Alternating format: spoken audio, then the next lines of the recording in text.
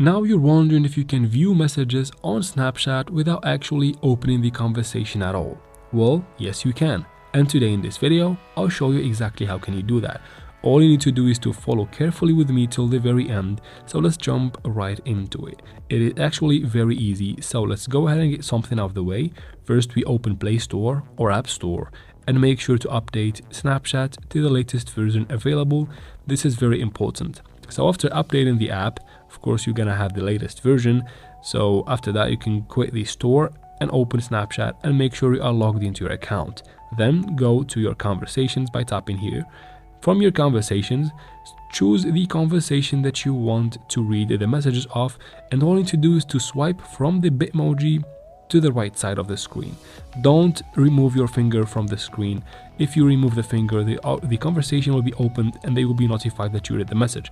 So again, just swipe and leave your finger on the screen right here.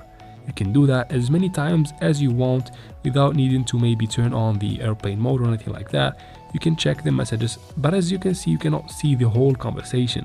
So let me show you how can you do that. You can go ahead and minimize the app and drag it to the top right. This will make it pop up in a window like this. This feature is available in most phones, so once you tap on it, it will get a little bit bigger. You can do that from here, and you can drag your finger across the screen like that, opening the whole conversation. But of course, as long as you do not drop your finger or to remove it from the screen, they will not find out at all that you have read the message, because the conversation basically never opened. Feel me? Another good idea is to maybe record the screen while you're doing that, and they won't be notified that you ever took the screenshot or recorded your screen on Snapchat. So there is that. I hope this video was helpful. If it was, please like, it really does help the channel.